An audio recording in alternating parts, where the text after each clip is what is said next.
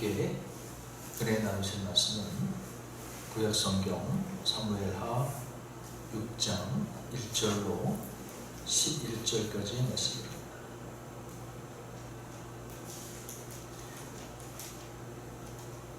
교독하시겠습니다.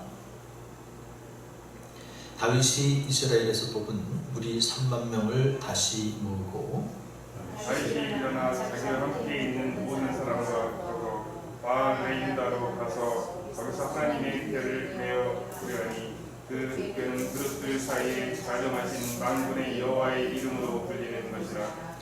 그들이 하나님의 궤를 새 수레에 싣고 산에 있는 아비나답의 집에서 나오는데 아비나답의 아들 우사와 아효가 그 새 수레를 보니라. 그들이 산에 있는 아비나답의 집에서 하나님의 궤를 싣고 나올 때 아효는 궤 앞에 서고 다윗과 이스라엘 온 족속은 잣나무로 만든 여러 가지 악기와 수금과 비파와 소고와 양금과 재금으로 여호와 앞에서 연주하더라. 그들이 나무의 현장마당에 들어서는 손을 힘으로 우사가 손을 들어 하나님의 궤를 들었더니 여호와 하나님이 우사가 잘못함으로 말미암아 진노하사 그를 그곳에서 치시니 그가 거기 하나님의 교회 곁에서 죽음이라. 여호와께서 우사를 치심으로 다윗이 분하여 그것을 블레스우사라 부르니 그 이름이 오늘까지 이르니라. 다윗이 그날에 여호와를 두려워하여 이르되 여호와의 궤가 어찌 내게로 오리오 하고 다윗이 여호와의 궤를 옮겨 다윗성 자기의 궤로 메어 가기를 주저하지 아니하고 다른 사람 오베데돔의 집으로 메어 간지라. 함께합니다. 여호와의 궤가 다른 사람 오베데돔의 집에서 떨어졌는데 여호와께서 오베데돔과 그의 고집에 도움을 주시니라. 아멘. 이스라엘의 초대 왕은 사울 왕이고 2대 왕은 다윗입니다. 그런데 이 사울 왕과 다윗 왕에게 기름을 부어 왕으로 세운 사람은 사무엘 선지자. 사무엘 선지는 굉장히 믿음이 훌륭한 그런 선지자였습니다. 사사였기도 하고요. 그런데 이 믿음이 훌륭한 사무엘을 훌륭한 믿음의 사람으로 키운 사람이 엘리 제사장입니다. 한나와 엘가나가 어린 사무엘을 제사장 엘리에게 맡겼죠. 그래서 성전에서 또 엘리 제사장 밑에서 믿음의 훈련을 받으며 성장을 합니다. 그런데 이렇게 훌륭한 사무엘 선지를 길러냈던 이 엘리 제사장은 막상 자신의 아들 홈리와 비느하스는 그렇게 길러내지 못했어요. 그래서 사무엘상 2장에 보면 하나님께서 그 엘리 제사장의 두 아들 홈리와 비느하스를 향해서 말씀하시는데 어떻게 말씀하시냐면 그들이 하나님을 알지 못했다 그렇게 말씀하시고요. 또 25절에 보면 하나님이 그들을 죽이기로 작정하셨다 그런 말씀을 하십니다. 그리고 그들이 하나님의 제사를 멸시했다라는 말씀을 하셔요. 자, 그들이 어떠했길래 하나님께서 그렇게 하나님의 제사를 무시했다고 말씀을 하시고 또 죽이기를 작정하셨다고 말씀을 하셨을까요? 그들의 행실이 어떠했길래? 자, 그들은 아버지가 제사장이었기 때문에 자동으로 제사장이 되었습니다. 제사장은 성직자임에도 불구하고 하나님 보시기에 또 사람들 보기에 바른 삶을 살지를 못했죠. 하나님의 제물에 성스러운 제물에 손을 댑니다. 원래 제물을 가지고 오면은 기름을 태워서 하나님께 드리고 남은 고기는 삶아서 일본 제사장이 먹고 또 나머지는 가지고 온 사람들에게 분배하게 되어 있거든요. 먼저 하나님께 태워서 기름을 드린 후에 나머지를 나누게 되어 있는데 사람들이 고기를 가져오면 하나님께 태워 드리기도 전에 먼저 손을 대는 겁니다. 그러니까 가져온 사람들이 이건 아니지 않습니까? 이렇게 얘기하면은 강제로 빼앗는 거죠. 당시는 이제 제사를 드리는 제사장들이 또 권력이 같이 있었기 때문에 힘이 있었던 것이죠. 하나님께 드리기 전에 손을 댑니다. 생고기를 먼저 가져가면 강제로. 그것이 하나님 보시기에 하나님의 제사를 멸시하는 것으로 보신 것이죠. 뿐만 아니라 성소에서 수종을 드는 여인들이 있었습니다. 제사장을 도와서 하나님의 제사를 드리는 일을 도왔던 그런 여인들이 있었는데 이 여인들을 범하는 겁니다. 동침하는 것입니다. 아버지 엘리가 듣고 이거 하나님께 범죄하는 것이니 절대 그런 소리가 들리지 않도록 하지 말아라. 그렇게 경고를 함에도 불구하고 야단을 치면도 불구하고 듣지 않았다고 합니다. 2장 사무엘상 2장 25절에 보면 듣지 않았다. 이는 하나님께서 그들을 죽이기로 작정하였기 때문이다. 그런 말씀을 합니다. 자, 그럼에도 불구하고 이렇게 하나님의 제사를 멸시하고 믿음이 없었음에도 불구하고 참 재미있는 일을 그들이 합니다. 자, 하나님께서는 이스라엘이 그렇게 범죄하면 제사장이 그 정도로 타락했을 정도니까 이스라엘 백성들 전체적으로 영적으로 많이 타락해 있었죠. 그런데 하나님께서는 왕이 세워지기 전에 사사와 시대였는데 하나님께서는 이스라엘 백성들이 타락을 하면 영적으로 타락하고 하나님의 말씀대로 하나님의 법대로 따라가지 않으면 징계를 하셨어요. 사랑의 매를 드셨죠. 그리고 회초리는 이방 민족들을 사용하셨어요. 이번에도 하나님께 징계를 하십니다. 블레셋이라고 하는 이방 족속을 들어서서 그들이 쳐들어왔어요. 전쟁이 난 거죠. 그랬는데 보통 전쟁이 나면은 제사장들이 하나님의 법궤를 메고 전쟁에 참여를 합니다. 앞세워서. 하나님의 법궤는 하나님을 상징하는 하나님의 인재를 의미하는 것이거든요. 하나님께서 함께 해주셔서 이 전쟁 이기해 주시옵소서라는 그런 간구가 영원히 담겨있는 것이죠. 그런데 참 어떻게 표현해야 될까요? 재밌다고 표현해야 될까요? 아니면 참 어이가 없다고 표현해야 될까요? 그렇게 믿음이 없이 하나님을 멸시했던 이 홈리와 제사장이 하나님의 법궤를 보고 전쟁터에 나온 겁니다. 자, 하나님이 봤을 때는 어떻게 그걸 보셨을까요? 자, 그 행위는 요식 행위였죠. 하나님에 대한 믿음이 전혀 없음에도 불구하고 그들은 하나님의 법궤를 메고 나간 거예요. 그러면서도 하나님이 함께 해주시기를 바랬겠죠. 전쟁에 이기를 바랬겠죠. 믿음이 없었으면 그들의 삶은 행실은 불신앙 행실을 살았음에도 불구하고.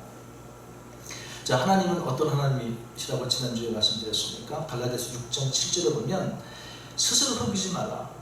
하나님은 없음영임을 받지 않는 분이다. 그러므로 사람이 무엇으로 심든지 심은 대로 거둔다는 말씀하셨어요. 하나님은 없음영임을 받지 않는 하나님이다. 이 말은 뭐냐면 하나님은 속지 않는 분이라는 거예요. 사람이 눈 가리고 아웅한다고 하나님을 속인다고 해서 하나님이 모르시냐? 모르고 속아 넘어가시느냐? 아니라는 거예요. 사람은 속을지 몰라요. 그러나 하나님은 결코 속지 않는 분이에요. 속마음, 우리의 마음속까지 깊은 마음속까지 눈동자와 같이 감찰하시는 분이 살펴보시고 파악하고 계시는 분이 하나님이시거든요.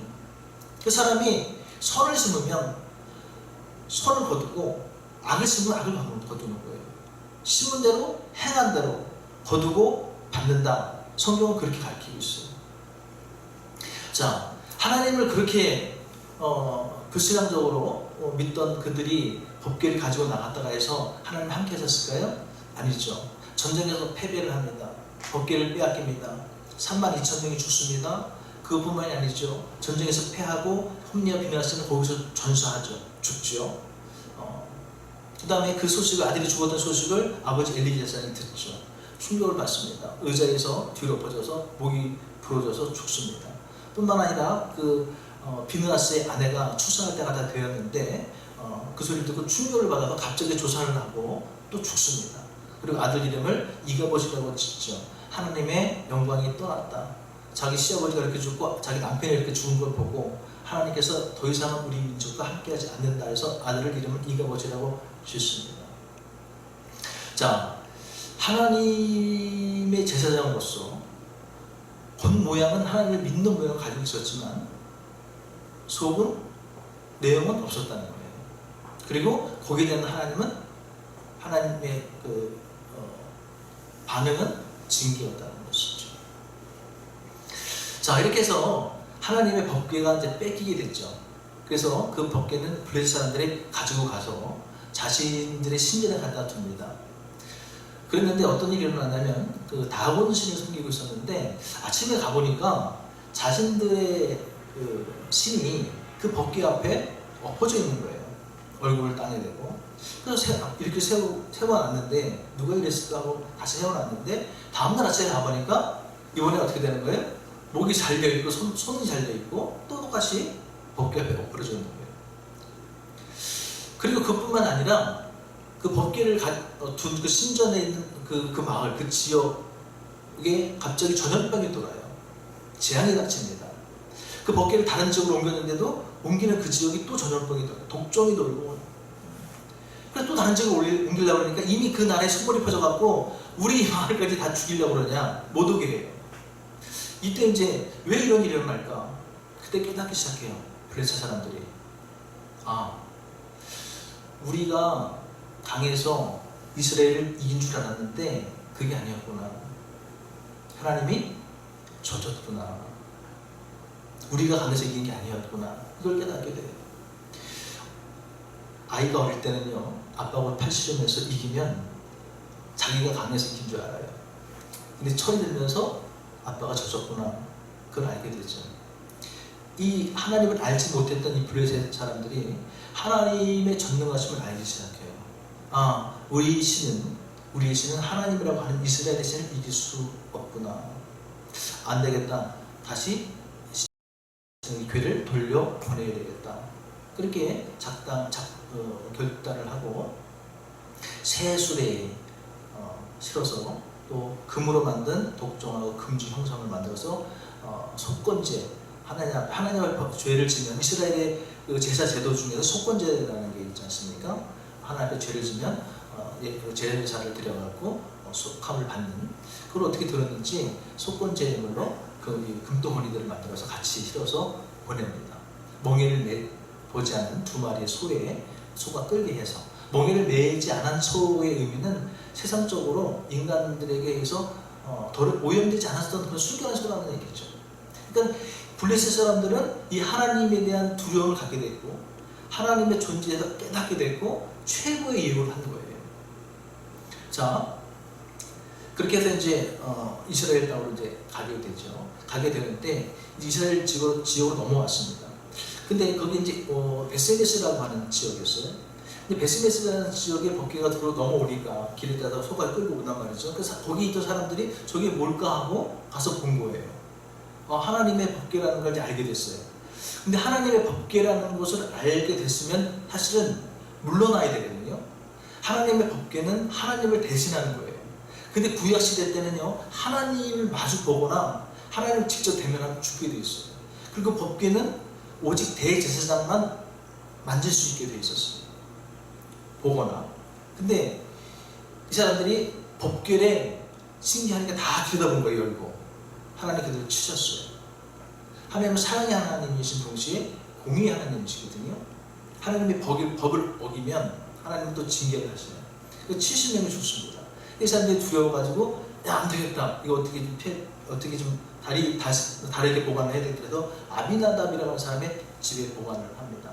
그래서 그 이후에 사무엘 시대였습니다만 사울왕이 세워지고 다윗이 왕이 될 때까지 20년 동안 이 아비나답의 집에 법궤가 머물게 되는 것이죠. 그리고 사울왕이 재위하는 동안에 이 법궤에 대해서 사울왕은 신경을 안 썼죠. 사울왕이 중간에 하나님의 저주를 받아 심판을 받아서 죽게 되는 이유도 그는 믿음이 있는 것 같았었지만 사울왕은 믿음이 없었습니다. 그래서 하나님께서 사울왕을 폐위시키고 다윗왕을 세우게 되는 것이죠. 그리고 다윗왕은 믿음의 사람이었죠. 왕이 돼서 제일 먼저 하는 일이 법궤를 가지고 오는 것입니다. 오늘 말씀이 그 말씀이에요. 다윗이 다시 3만 명을 모으고 하나님의 법궤를 자신이 있는 곳으로 옮겨오려고 하는 그런 과정이 있었습니다. 그 3만 명이 모여서 축제를 열죠. 악기를 연주하고 찬양을 드리고 그렇게 성대하게. 그리고 새 수레에 실어가지고 그 아비나답의 아들 아유와 우사가 앞에서 끌고 뒤에서 몰고 해서 이동을 하게 됩니다. 그런데 갑자기 소가 뛰는 거예요. 나무의 타작마당인데 갑자기 소가 뛰니까 뒤에 실려있던 법궤가 땅으로 떨어지려고 하자 이때 우사가 당연히 떨어지지 않게 손을 댑니다. 손을 대고 잡았는데 거기서 하나님께서도 징계하셔서 거기서 직사를 하죠. 자, 이 부분이 참 이해하기 쉽지 않아요. 당연히 하나님의 귀한 법궤가 떨어지려고 하는데 당연히 잡는 것이 상황윤리적으로 보면 맞는 거거든요. 잘못한 것이 없는 거거든요. 근데 하나님의 징계를 받아서 거기서 직사를 합니다. 그 법궤를 옮기려고 하던 다윗이 그 모습을 보고 충격을 받죠. 아, 하나님께서 내가 이 법궤를 자신이 있는 곳으로 옮기는 걸 원치 않으시는가 보다. 다시 한번 생각을 하게 돼요. 그리고 깨닫게 돼요. 아, 옮기는 방법에 문제가 있다. 그 법궤는 원래 하나님의 말씀에 정해주신 법에 의하면 아무나 그렇게 옮기는 게 아니었죠. 레위 자손이 옮겨야 되고요. 레위 자손 중에서도 고핫 자손이 옮겨야 됩니다. 하나님이 정해주신 거예요. 그것도 손을 대면 안 돼요. 보자기로 잘 싸서 그 고리에다가 봉을 껴가지고 채를 껴가지고 이렇게 어깨에 메고 고아치 메고 이렇게 옮기게끔 되어 있습니다. 그걸 깨달은 거예요. 그래서 다윗이 어깨다 메고 제사장 시켜서 메고 오베데돔이라는 사람의 집에 법궤를 안치하게 되죠. 근데 이 오베데돔은 고앗 자손이었습니다. 자, 근데 그 법궤가 오베데돔의 집에 3개월, 석 달 동안 있었는데 이 법궤가 오베데돔의 집에 있는 석 달 동안 하나님께서 이 오베데돔의 집을 온전히 축복하셨다. 그렇게 말씀하셨어요. 자, 똑같은 법궤였는데 우사는 직사를 하고 오베데돔은 축복을 받아요. 어떤 차이였을까요? 우사는 하나님의 방법이 아닌 인간의 수단으로 법궤를 대한 거예요. 법궤는 지금 좀 전에 말씀드렸습니다만은 아무나 손을 댈 수 없어요. 근데 손을 댔어요. 그리고 법궤는 매우 섬기게 되어 있어요. 근데 술이 실컷 옮겼어요. 우선 다윗에게도 그거를 진두지은 다윗에게 문제가 있었죠. 그걸 알지 못했어요. 깨닫지 못했어요. 우사도 그걸 알지 못했어요. 그런데 다윗이 깨닫고 하나님의 방법대로 메고 고아 자손의 집에 안치를 했더니 하나님께서 진노를 푸시고 오베데돔에게 축복을 했습니다. 그걸 보고 다윗이 하나님의 진노가 풀렸구나, 하나님의 방법대로 일이 잘 됐구나 하고 오베데돔 집에 다시 자신이 있는 지역으로 법궤를 옮기게 됐죠. 하나님의 방법대로. 자, 지금까지 서론이고요. 본론을 말씀드립니다.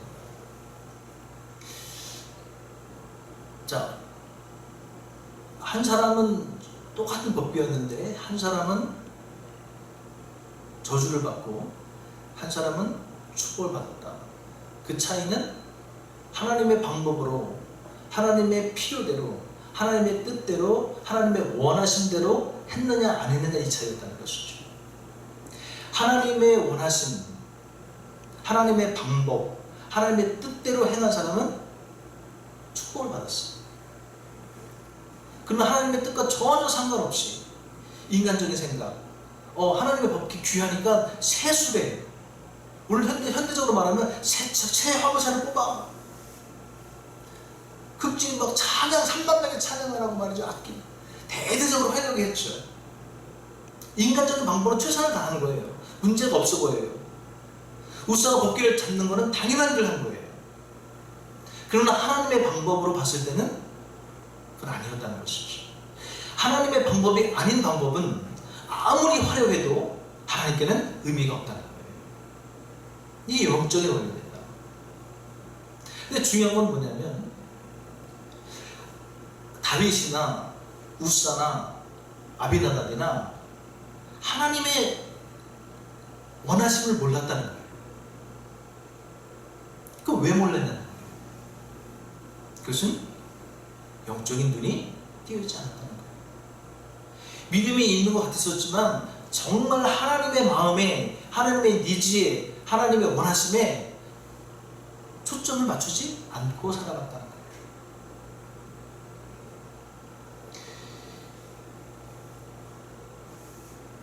바울 사도는 가장 사랑했던 디모데에게 디모데후서 3장 5절에 이렇게 말씀하십니다. 경건의 모양은 있으되 경건의 능력이 없는 사람들께서 네가 떠나라. 경건의 모양은 있지만 경건의 능력이 없는 사람에게서 떠나라, 그런 말씀을 하셨어요. 성경에 보면 그런 사람들이 많아요. 경건의 모양은 있는데 경건의 능력이 없어요. 하나님을 열심히 잘 믿는 것 같은데 지금 정작은 그 안에 하나님이 없어요.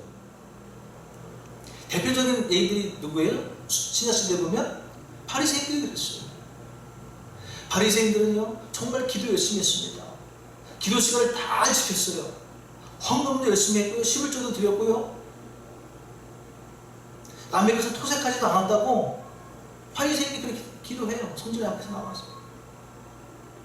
어떤 이들은 예수님 앞에 나와서 예수님, 제가 예수님의 이름으로 귀신도 쫓았고요, 권능도 행했고요, 선지자 노릇도 했습니다, 이렇게 얘기를 해요. 겉으로 봤을 때는 대단한 일을 하는 거예요. 근데 예수님께서 뭐라고 그러세요? 내가 너희를 더물지 알지 못하겠다. 난 너희를 모르겠다. 왜? 너희는 뭔가를 한 것 같았지만 그건 너희들의 의를 위해서 한 거지, 자기 만족을 위해서 한 거지, 그 안에는 너희들 중심 속에는 내가 없지 않았었느냐. 그건 말씀하시죠. 성전에 나와서 기도했던 그 바리새인, 나는 저 세리와 같이 기도를 했죠. 세리는 뒤에서, 항상 뒤에서 기도를 했습니다. 바리새인은 앞에 나와서 기도했습니다. 하나님, 저는 저 세리와 같이 남의 것을 토색한 강제로 빼앗은 일이 없습니다. 그래서 감사합니다. 저는 늘 금식도 했고요, 11조도 드렸고요, 하나님 앞에 최선을 다했습니다. 근데 세리는 저 기둥 뒤에 숨어서 눈물만 흘리는 거예요. 그리고 아무 말도 못하고 주여 불쌍히 여겨 주시옵소서, 저는 죄인입니다. 아무 말도 못하고 그냥 눈물만 해요. 예수님이 말씀하세요. 둘 중에 누가 더 의롭다는 여김을 받았겠느냐.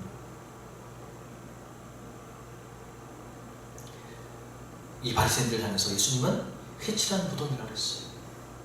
겉은 회, 제가 어렸을 때는 시골에 가보면 회가루로 해가지고 이렇게 물에 막 바르고 그러더라고요. 페인트 역할을 했던 것 같아요. 회가루라는 것이. 겉은 하얗게 칠해서 이스라엘 무덤은 이렇게 매장이 아니지 않습니까? 이런 건물 집 같은 게 있고 거기다 이렇게 시체를 갖다 두는 거 아닙니까? 그 겉에는 건물 외벽은 회를 칠해서, 페인트 칠해서 깨끗하고 화려해요. 근데 안에는요 시체가 썩는 냄새가 진동을 하는 거예요. 그 바리새인들을 보고 위식하는 자들아, 회칠한 무덤들아, 덕사의 새끼들아, 예수님이 그렇게 얘기를 했어요. 저주를 하셨어요. 겉은 뭔가 화려해 보이고 열심히 하는 것 같이 보이지만 정작 그 안에는 하나님이 없는 거예요. 하나님을 멸시하는 거예요. 하나님을 우습게 여기는 거죠. 엄유와 비라서 똑같은 거예요. 평상시에는 그렇게 행동을 하면서 전쟁이 나니까 법기를 들고 나가요. 하나님을 그렇게 멸시했던 사람, 영적으로 눈이 열리지 않은 사람들, 영적으로 눈이 열리지 않은 사람들, 하나님을 두려워하지 않아요. 경외하지 않아요.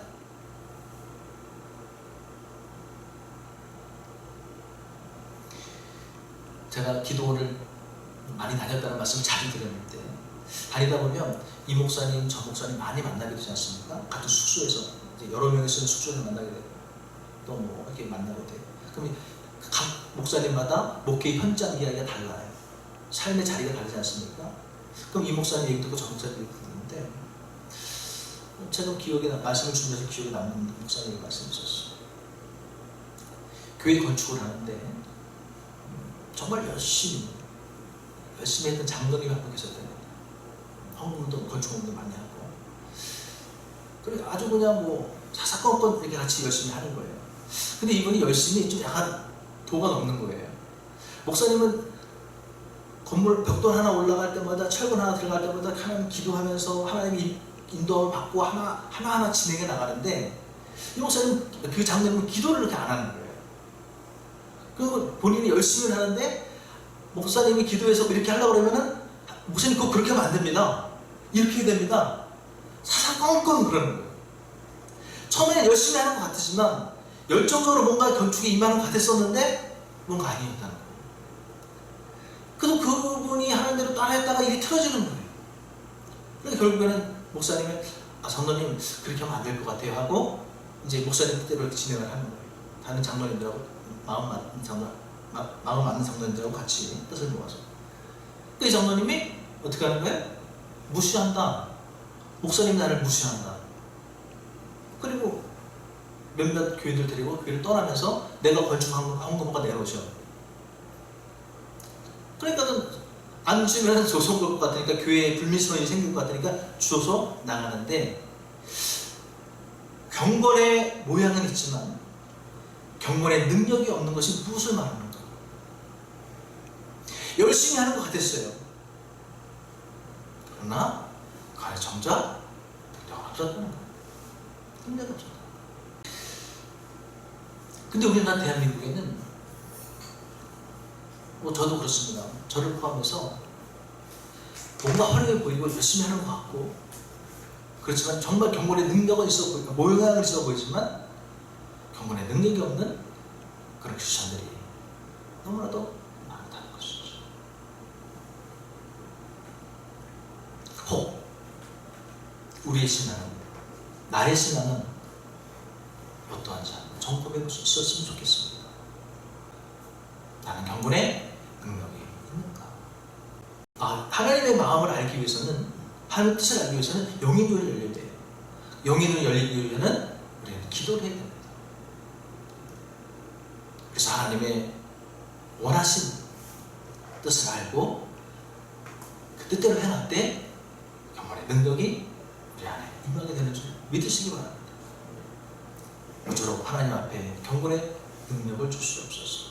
영혼을 열어주시옵소서. 하나님의 필요와 하나님의 뜻을 알게 해주시고 하나님의 뜻대로 행하는 저희가 되게 해주시옵소서. 내가 되게 해주시옵소서.